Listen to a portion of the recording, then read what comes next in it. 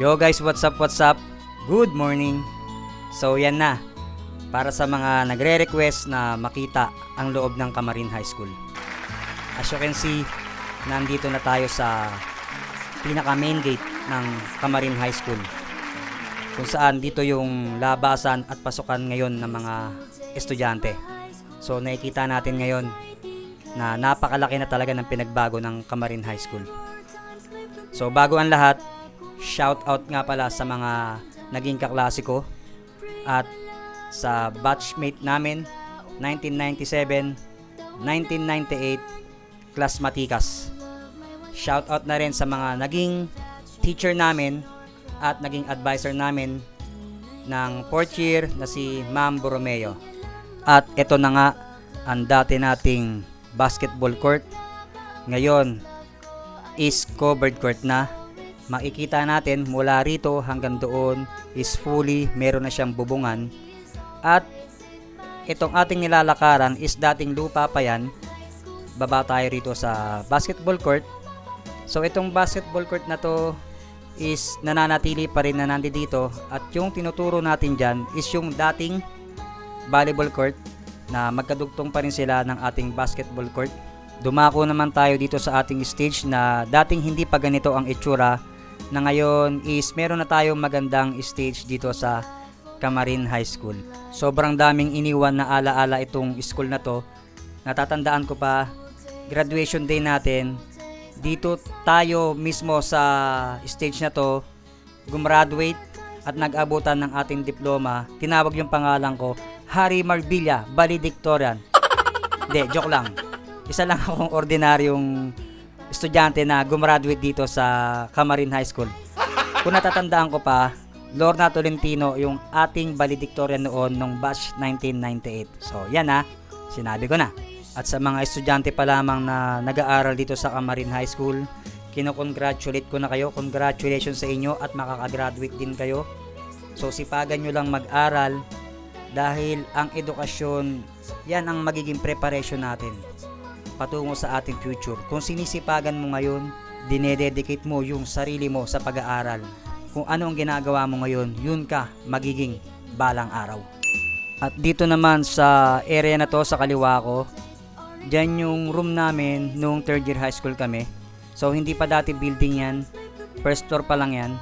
At yung tinuturo ko dyan, hindi ko na matansya kung saan dyan yung dating building ng 4th year high school. So dyan kami naka-building. Hindi ko na matukoy kasi itama nyo na lang ako kung saan dyan yung lumang building at yung bagong building ngayon. At yun nga, lumapit tayo sa mga estudyante na to para magtanong kung anong section sila, anong year na nila, at kung saan ang kanilang building. Kasi hindi natin matukoy kung saan dito yung mga sections na at kung saan yung mga building nila kasi meron nang K-12. So yun nga, sinusubukan na nilang ituro sa atin kung saan yung building ng K-12. Ayan. So, tingin kayo sa camera, shout out sa inyo. Ayan, mag-aaral kayo mabuti, guys. At tuloy-tuloy lang tayo dito sa baba.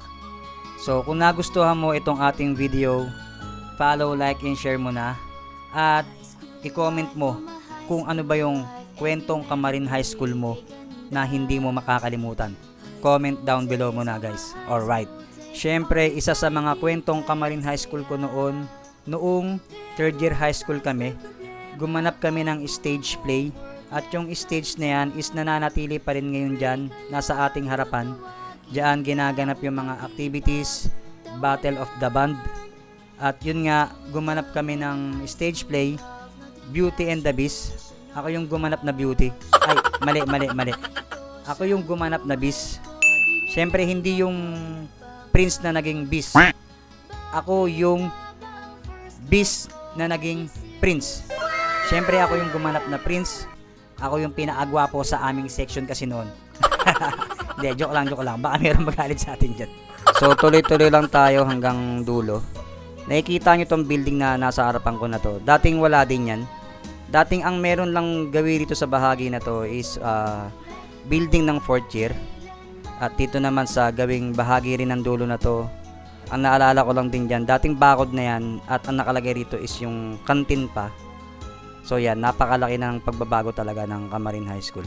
At isa sa mga natatandaan ko, correct me if I'm wrong na lang, sa dulong bahagi na yan sa bandang kaliwa ko is bakuran na yan na merong court. At yung court na yun, agusan na yan papuntang UCC. So kung gusto mo mag-cutting classes, pumunta ka lang dyan. Diyan yung mahiwagang lagusan patungo sa iyong bahay. Sadya nga naman talagang masarap balikan ang pagiging isang high school student. Napakaraming memories. Ito yung minsan lang dumaan sa buhay natin, sa ating paglaki, pagbibinata. Napakaraming kulitan, maraming bonding moments ng tropa, at maraming kalokohan sa klase. O kaway-kaway naman dyan sa mga nagkatuluyan ng high school. Kamusta naman yung mga crush natin? Ayan.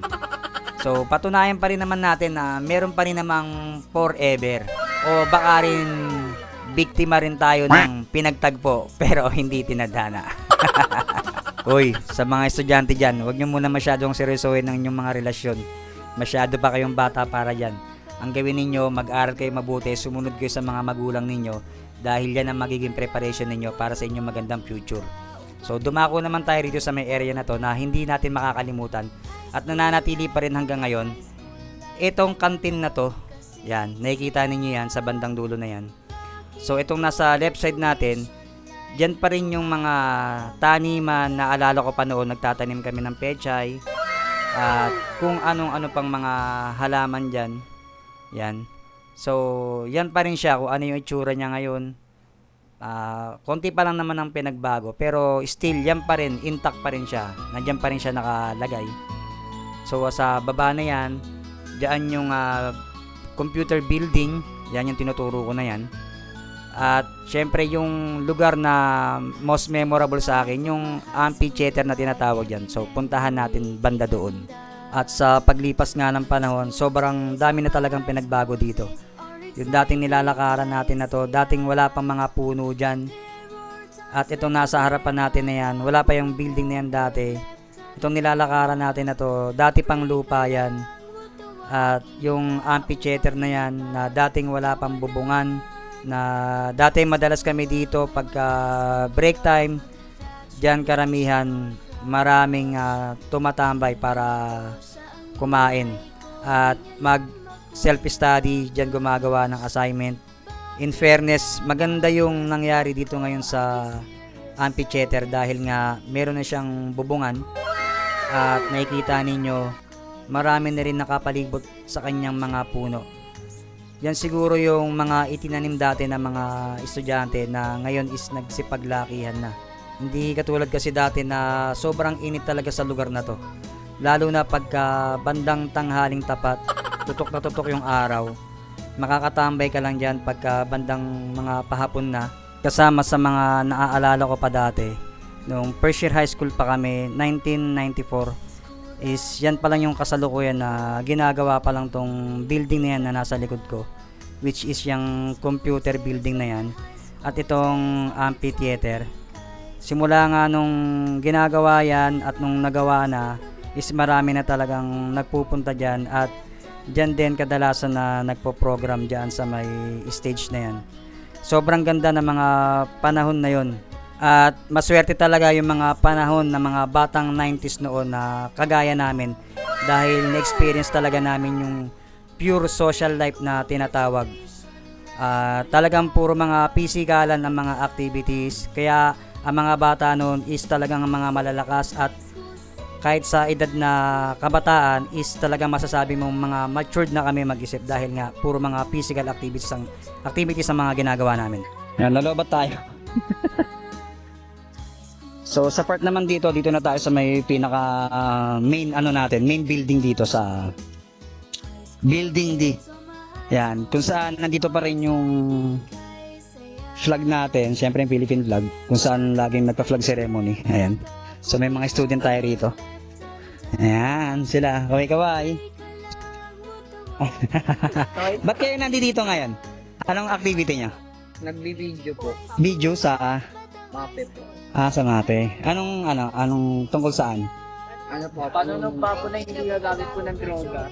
Ganun.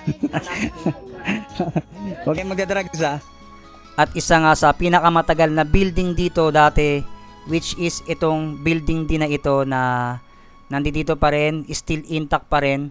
So diyan nagkaklase dati yung mga first year at second year high school noon, mga panahon ng 90s. At dumako naman tayo dito sa dulo na to. So wala pa yan dati ang building na yan, at wala pa rin pader dyan doon. So ang nangyayari dyan dati is malayang nakakalabas-pasok yung mga outsider dati, dahil wala pang bakuran yan at naging tambakan yan ng mga basura noon. So medyo magulo yung mga panahon ng mga 90s noon, dahil nga maraming fraternities noon, maraming mga magugulong outsider. Ang isa sa mga hindi ko nakalimutan dyan is, bago pa ako mag-enroll dyan, is nakikilan na ako sa labas. Ayan. At na-experience ko na rin na maabangan ako sa labas. Sinipa ako noon, yun ang hindi ko makakalimutan. Grupo sila noon na mga outsider. Kahit papaano naman, naging maganda naman ang buhay high school natin, kahit na medyo magulo noon. Still, naging part pa rin yun ng ating memories dito sa Camarin High School. At nakikita nyo to, itong waiting shed na to, still intact pa rin, yan pa rin siya. At itong hagdanan na nakikita nyo na yan, dyan yung papuntang guidance noon. So, shout out sa mga estudyante noon na na-guidance na. Comment mo sa baba kung bakit ka na-guidance. At medyo humahaba na itong ating video. Kung nagustuhan mo itong ating video, pa-follow, like, and share mo na baka sakaling makarating ito sa ating mga mahal na teacher dati noon at mga advisor. So comment mo na rin sa baba kung sino yung mga gusto mong ma-interview natin. So abangan mo sa mga susunod na video natin.